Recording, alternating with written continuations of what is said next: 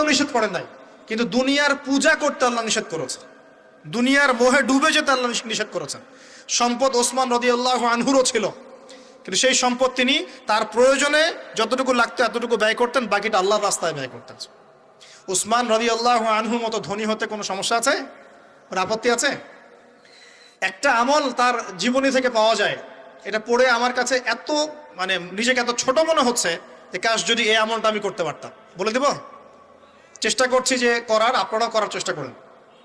উসমান রাদিয়াল্লাহু আনহু ধনী ছিলেন কিনা, তো নবীর কাছে গিয়ে বলছেন যে আমার ধন সম্পদ খুব বেশি বাড়ছে, ইয়া রাসূলুল্লাহ আপনি সম্পদ একটু কমানোর দোয়া করেন তো আমার জন্য।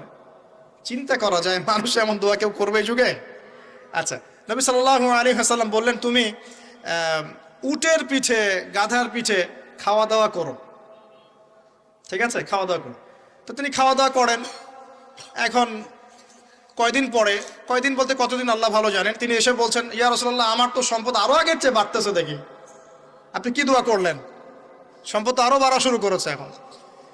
তখন তিনি বলছেন যে তুমি যখন খাও তখন তোমার হাত থেকে যদি খাবার পড়ে যায় তুমি কি করো? তখন তিনি বলেছেন আমি, আমার হাত থেকে খাবার যদি পড়ে যায়, একটা দানাও যদি পড়ে যায়, আমি উটের পিঠ থেকে নামি, নেমে সেই খাবারটাকে তুলে পরিষ্কার করে তারপর খাই। উসমান রাদিয়াল্লাহু আনহু এত ধনী মানুষ, তিনি প্রতি বেলায় 100 মানুষকে খাওয়াতে পারেন, কোনো সমস্যা নেই। তিনি একাই তাবুকের যুদ্ধে 30,000 সৈন্যের দায়িত্ব নিয়েছেন। 30,000 সৈন্য 3 মাস যাবে, যাত্রা বিরতি করবে, খাবে দাবে, তাদের ঘোড়া অস্ত্রশস্ত্র সব দায়িত্ব একজন ব্যক্তি বহন করেছেন, ওসমান রাদিয়াল্লাহু আনহু। কত বড় ধনী আপনি চিন্তা করেন। উনার মতো ধনী কোনো পররাষ্ট্রমন্ত্রীও নাই পৃথিবীতে এখন পর্যন্ত, কোনো বিশ্ব নেতাও নাই ওনার মতো ধনী, এখন কেউই নাই। আর উনি কিন্তু তার এই ধন সম্পদ সুদের মধ্য দিয়ে অর্জন করেন নাই, তার ধন সম্পদ দুর্নীতির মধ্য দিয়ে অর্জন করেন নাই, তার ধন সম্পদ তিনি কিন্তু এই যে অন্যের সম্পদ অন্যায়ভাবে দখল করে অর্জন করেন নাই।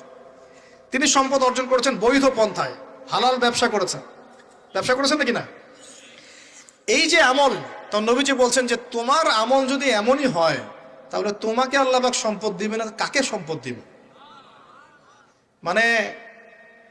তুমি আল্লাহ পাকের যে সম্পদ রিজিকের যে শুকরিয়া আদায় করো, কৃতজ্ঞতা প্রকাশ করো যে আল্লাহ আমাকে ভালোবেসে রিজিকটা দিয়েছেন, আমার হাত থেকে পড়ে গেছে, আমি তুলে খাই। এই যে আল্লাহ পাকের নেয়ামতের প্রতি তোমার যে শ্রদ্ধা, যে সম্মান, এর এর এর শুকরিয়া স্বরূপে আল্লাহ পাক তোমাকে এরকম সচ্ছল বানায় দিচ্ছেন, আপনি কিছু করার নাই। তো উসমান রাদিয়াল্লাহু আনহুর মতো ধনী হতে কোনো সমস্যা আছে? তিনি কৃপণ ছিলেন না, তিনি আল্লাহ পাকের নেয়ামতের শুকরগুজার ছিলেন।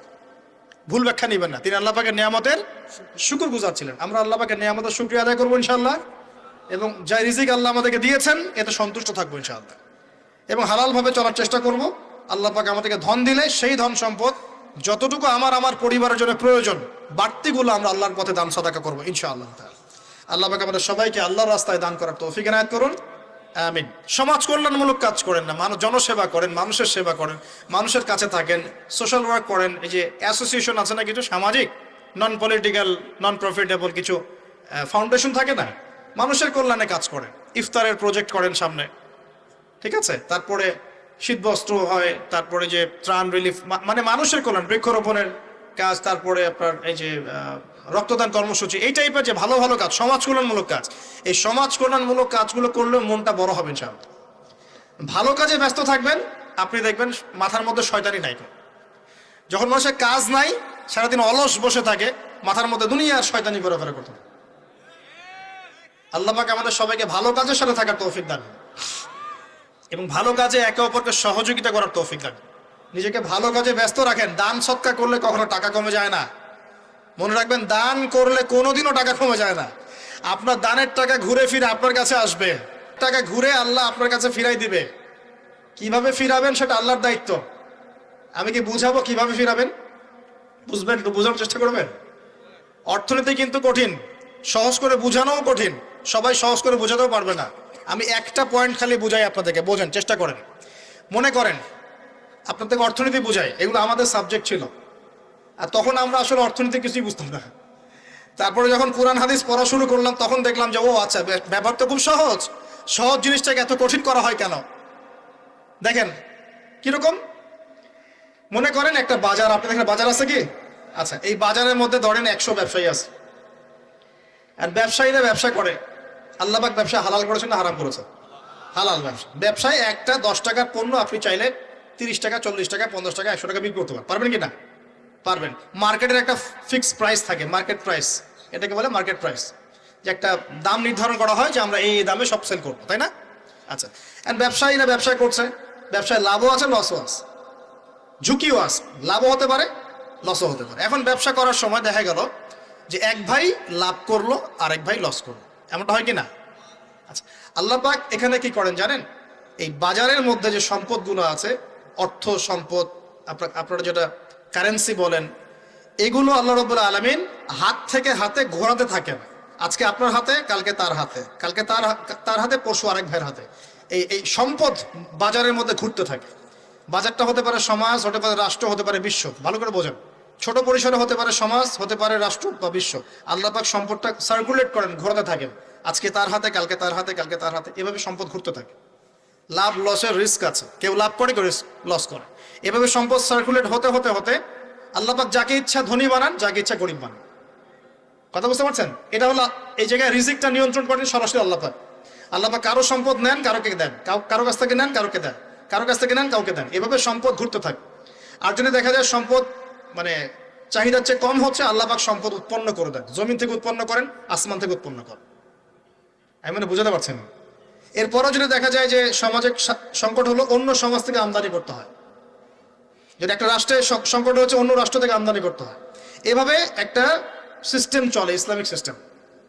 এখানে ব্যবসা হচ্ছে মূল।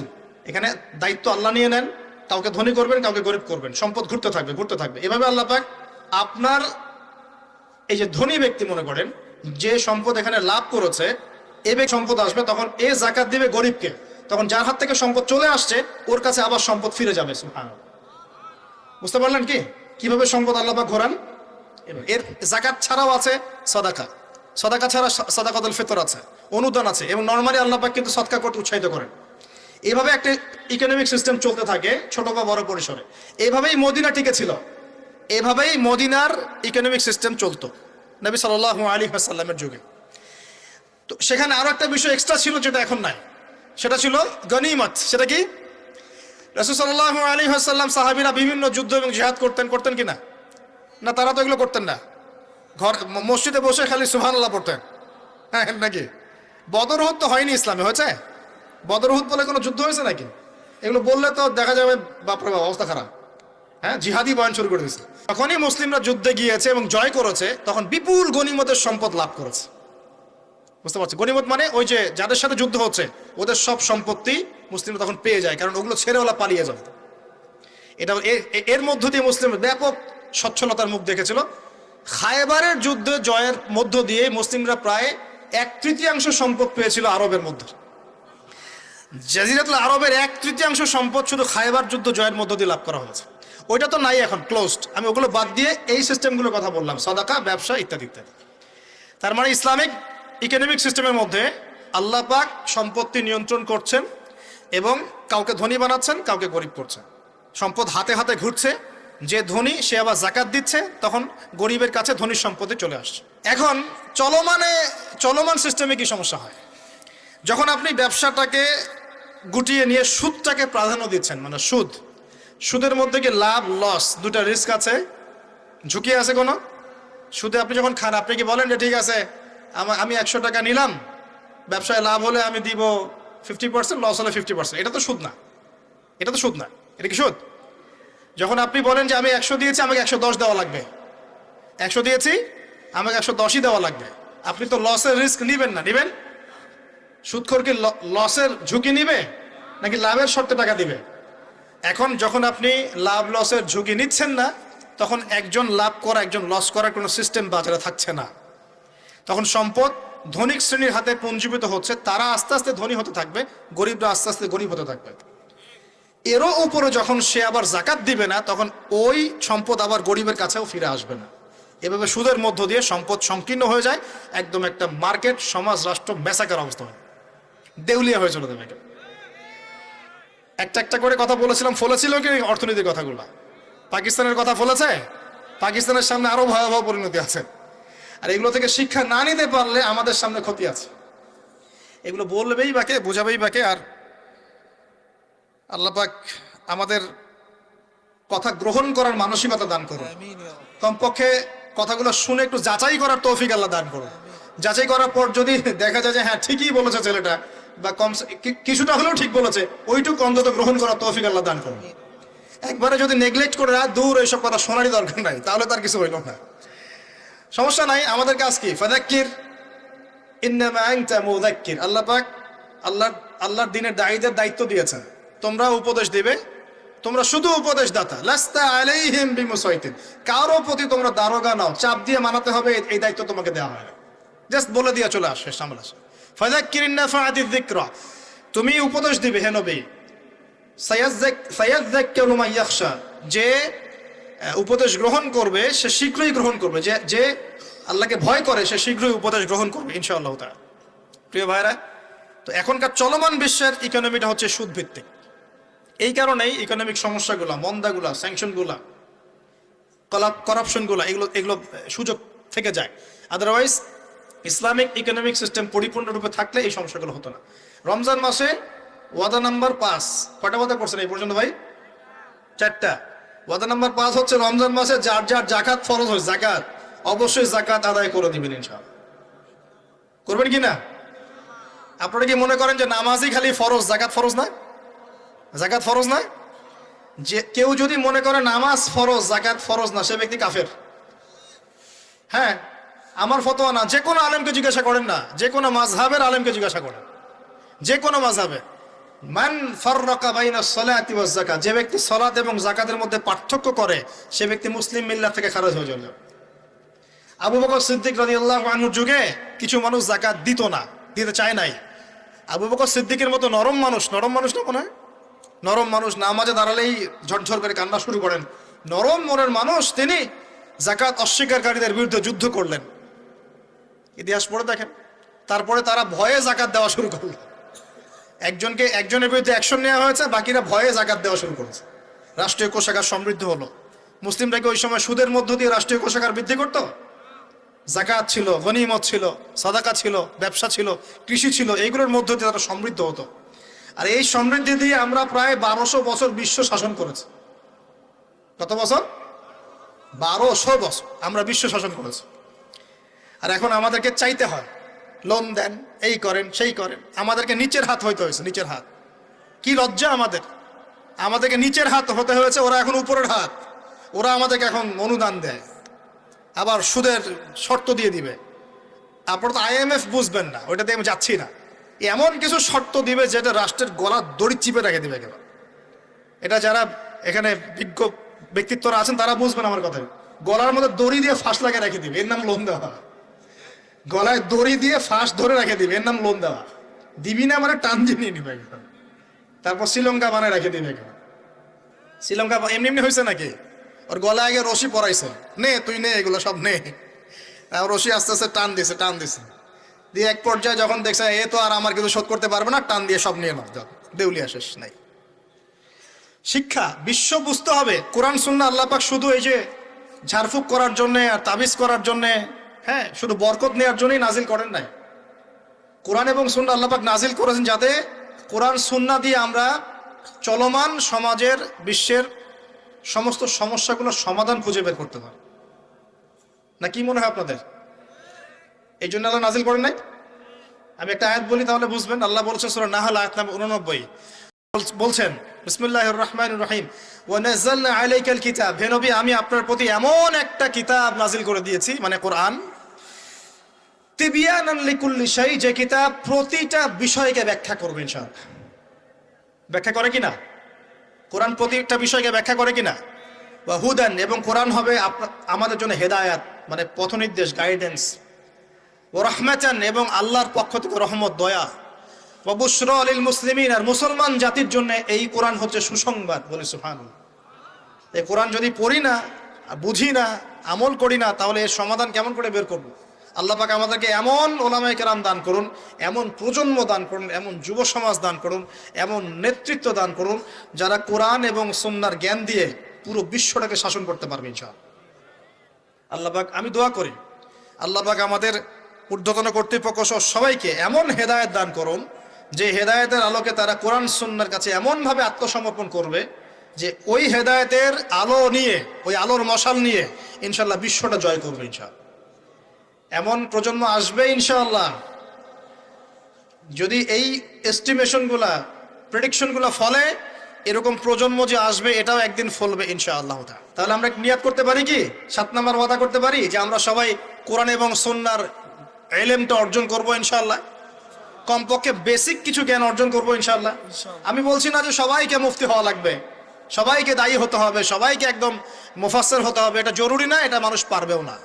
কিন্তু কমপক্ষে ইসলামের বেসিক জিনিসগুলো কি আমরা শিখতে পারি না ভাই? এটা শেখার জন্য কি খুব কষ্ট করতে হবে? আল্লাহ পাক আমাদের সবাইকে খাস নিয়াত করার তৌফিক দান করুন, খালেস নিয়াত করার তৌফিক দান করুন। দ্বীনের জ্ঞান অর্জন আল্লাহ পাক ফরজ করেছেন ভাই। দ্বীনের জ্ঞান অর্জন করা মুস্তাহাব বিষয় নয়, নফল কিছু নয়। তালাবুল ইলমি ফরিদা আলা কুল্লি মুসলিম, প্রত্যেক মুসলমানের উপরেই দ্বীনের ইলম অর্জন করাটা ফরজ। এটা কি নফল? আমরা নিজেরা অর্জন করব, আমাদের সন্তানদেরকে শেখাবো, মা বোনদেরকেও শেখাবো ইনশাআল্লাহ। মা বোনদেরকে শেখানো লাগবে না ভাই? খালি চুলাই ঠেলবে সারা জীবন? নাকি দিনের কিছু জ্ঞান অর্জন করাতে হবে? নাকি করাতে হবে না? আল্লাহ পাক আমাদের সবাইকে আদর্শ ইসলামিক পরিবার দান করুন বলি আমি। যে কথা বলতে এসেছি একটু গভীরে চলে গেছিলাম। আপনারা যাকাত দিয়েন, রমজান মাসে আল্লাহর ওয়াস্তে যাকাতগুলো দিয়ে দিয়েন এবং আল্লাহর ওয়াস্তে একটু ওয়াদা করেন আর যাই করেন অর্থনৈতিক জীবনে সুদের সাথে সম্পৃক্ত হবেন না। হবেন? সুদের পাপ কি? নিজের মায়ের সাথে জেনা করা। এ হাদিস কেউ শোনায় নাই ভাই? সুদের পাপের 70টা বা 73টা শাখা আছে। তার সবচেয়ে উঁচুটা আমি বলেছি কোরআন থেকে, আল্লাহ এবং তার রাসূলের সাথে যুদ্ধ করা। সবচেয়ে নিচের পাপটা কি জানেন? সবচেয়ে নিচের পাপ হচ্ছে নিজের মাকে বিয়ে করা। নাউযুবিল্লাহ। নিজের মাকে কেউ বিয়ে করে? এর চাইতেও জঘন্য কাজ হলো সুদ খাওয়া। কারণ সুদের মধ্য দিয়ে মানুষের রক্তকে চুষে খাওয়া হয়। আর মেরাজের রাতে যখন নবী সাল্লাল্লাহু আলাইহি ওয়াসাল্লাম, যে মেরাজের কথা বলছিলাম, তিনি আল্লাহর সাথে সাক্ষাৎ করতে গিয়েছিলেন, তখন জাহান্নামের অনেক আযাব তিনি দেখেছেন। আর কিছু প্রশ্ন করতে পারে মানুষ যে জাহান্নাম কি তাহলে আগেই তৈরি হয়ে আছে, আযাব কি এই সেই, এগুলো অ্যান্সার দেওয়ার জন্য আরেকটা লেকচার লাগবে। মনে রাখবেন, সময় এর নিয়ন্ত্রণ আল্লাহর হাতে। আমাদের কাছে অতীত, বর্তমান, ভবিষ্যৎ এই বিষয়গুলো আছে, আমাদের টাইম ফ্রেমের মধ্যে এটা আছে। আল্লাহ পাকের কাছে এইভাবে সময় না যে অতীত একটা, এটা বর্তমান, এটা ভবিষ্যৎ, এমন নয়। সবকিছু আল্লাহর সামনে, সবকিছু। আমরা যেখানে ঘুরি, এই সৌরজগতে আমরা ঘুরছি, এই যে ওয়াজ করছি যখন আমরা, এখনো জমিনটা ঘুরছে কিনা? আমাদেরকে নিয়ে পৃথিবী ঘুরছে শূন্যের মধ্যেই। সুবহানাল্লাহ বলেন। আমাদেরকে নিয়ে পৃথিবী এখনো এই মুহূর্তেও শূন্যের মধ্যে ঘুরছে, আসমানে ঘুরছে কিনা? আমরা কি টের পাচ্ছি? টের পাচ্ছি না। সূর্য উঠছে, আমাদের কাছে মনে হয় যে একটা দিন আসলো, ডুবলো, একটা রাত হয়ে গেল। যদি আল্লাহ পাক পৃথিবীর ঘোরার গতিটাকে কমায় দেন তাহলে কি হবে জানেন? দিন রাত লম্বা হয়ে যাবে। বুঝেন না? মনে হয় আল্লাহ পাক যদি এই যে আমরা ঘুরছি মনে করেন এভাবে, আল্লাহ যদি গতিটাকে কমায় দেন, আস্তে আস্তে ঘুরে, তাহলে দিন রাত লম্বা হয়ে যাবে। বিজ্ঞানীরা বলে, এটা বিজ্ঞানীদের কথা, এটা আমার কথা না, বিজ্ঞানীরা বলে তখন আমাদের দাড়ি চুলও নাকি পাকবে না, বয়সও নাকি বাড়বে না। যাই হোক, ওটা ওদের থটস, এটা আমাদের থটস না।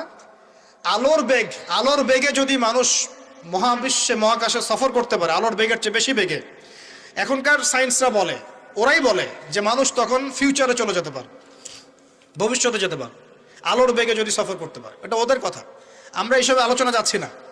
বলছি সময়ের নিয়ন্ত্রণ কার হাতে? আল্লাহর হাতে। বারজাখ বলে একটা জগৎ আল্লাহ তৈরি করেছেন। কি নাম? বারজাখ। এই জগৎটা হচ্ছে আমাদের দুনিয়ার জগৎ আর জান্নাত জাহান্নামের যে কিয়ামতের দিন, এর মাঝখানের একটা জায়গা। এখানে ইল্লিন আর সিজ্জিন দুটো স্তর আছে, একটা নাম ইল্লিন, একটা সিজ্জিন। এই দুনিয়ার নেককার মানুষ যারা, তাদের আত্মাগুলোকে আল্লাহ পাক এই যে ইল্লিনে নিয়ে গিয়ে রেখে দেন। আর দুনিয়াতে যারা পাপাচারী, তাদের আত্মাগুলোকে আল্লাহ পাক সিজ্জিনে রেখে দেন। এই যে কবরের যে আযাব, যে আমরা একটা কথা বলি, এটা আযাব মনে রুহের আযাব। কিসের আযাব? রুহ। দেহ তো আপনার নাই ওখানে, দেহ আছে? দেহ তো পচে গেছে, গলে গেছে, তাহলে আযাবটা কিসের? রুহের।